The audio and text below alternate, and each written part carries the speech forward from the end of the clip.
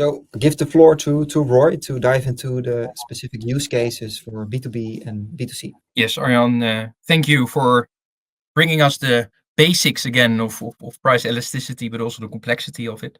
And of course, they highly differentiate, right, between B2B and B2C. There are completely different industries you're dealing with. In B2B, for example, we have to deal with the buyers are known. They're identified either by a login or they have an account manager specifically to it.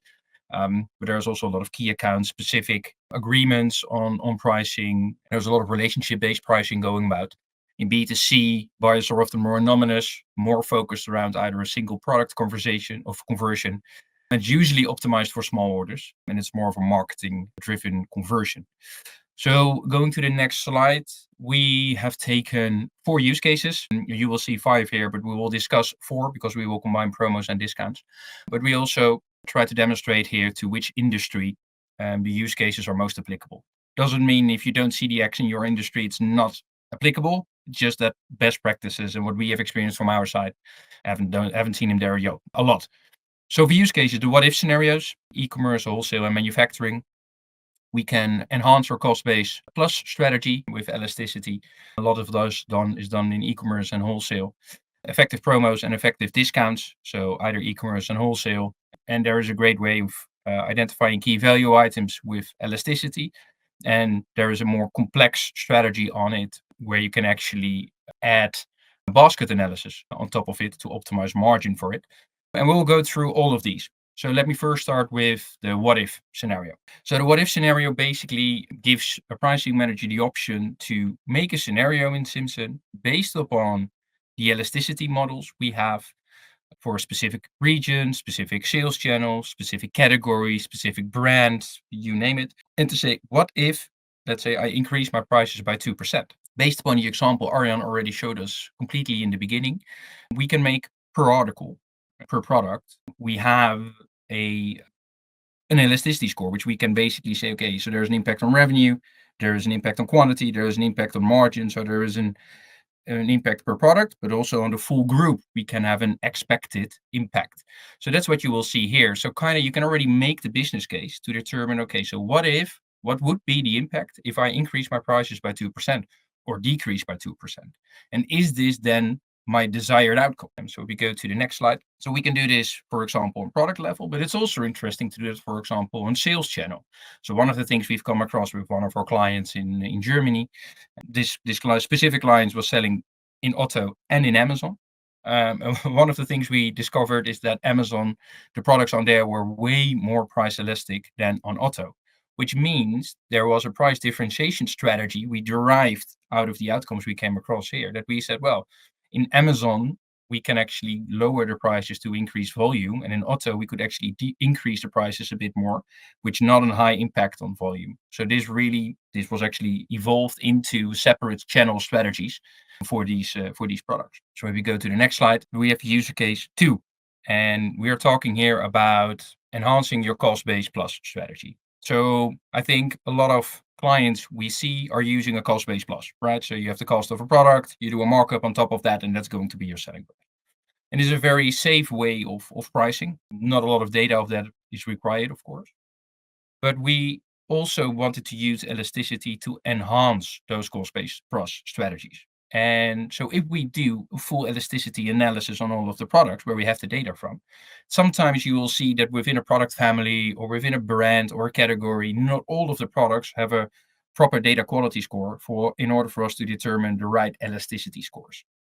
So in that level, you want to aggregate it about a level higher. So you want to look at a brand, or you want to actually combine it between brand and subcategory. And if you have the elasticity scores, you could say, okay, so maybe it's better based upon our transactional data and our elasticity analysis. It is better to increase or decrease the prices, right? Depending on the alignment of your strategy. So let's take the first example here. So we have Durafit here, and basically the elasticity analysis showed us it's better to decrease the prices. And the current markup is 15%.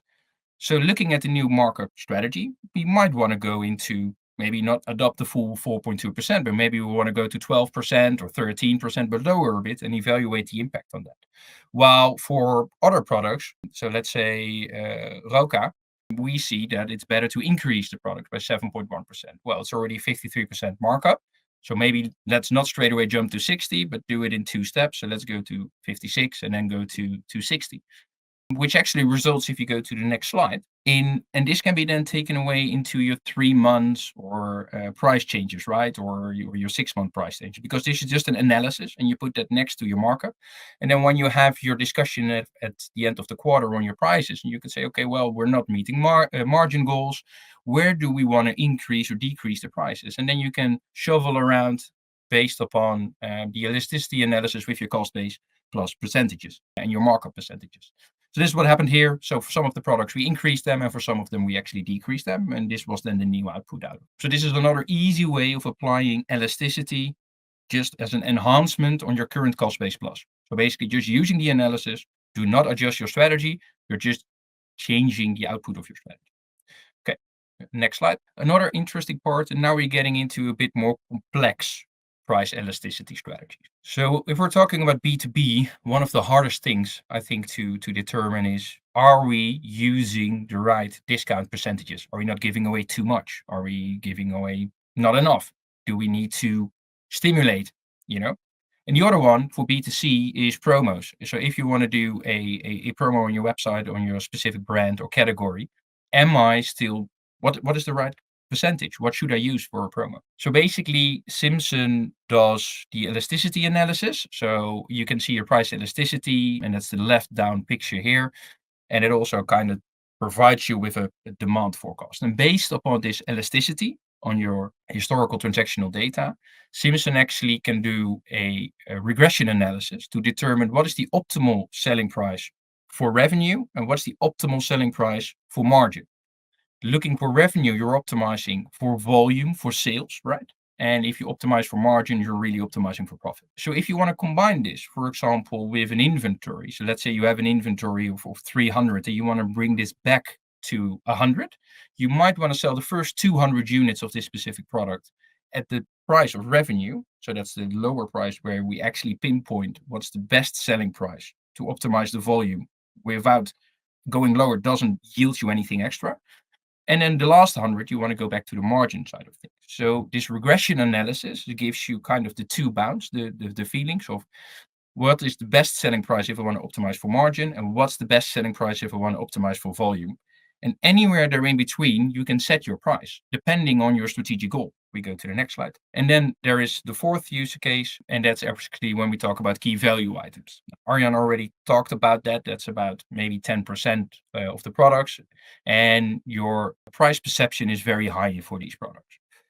But they also drive traffic, right? It's a reason why people come to your website or they buy with you because of these items. And these items you usually want to have in a pretty decent spot, and you want to make sure that, because the price perception is rather high in the market, you want to make sure that your customers, your clients have the feeling they are treated well, right? They're taken care of. So you're not raising prices every single time for them. No, they're competitive in the market. But usually those products are also bought together with other products. And this is where elasticity also really comes into play. Because, and then going back to the example Arjan showed before, so you have the core items that are usually bought together with the key value items. And then you can see the core items we have seen, mostly they are not very price sensitive. So you can actually increase margin there, go a bit lower with your key value items. So the perception in the market still remains that you are fair price for your product. And the other products they buy together with the key value items are a bit higher in margin and they're price insensitive or not that sensitive.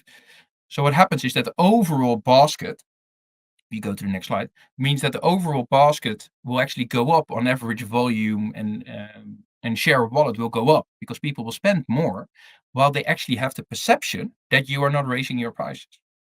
So this is a really interesting approach to actually look into how you can optimize prices and use elasticity for those specific use cases.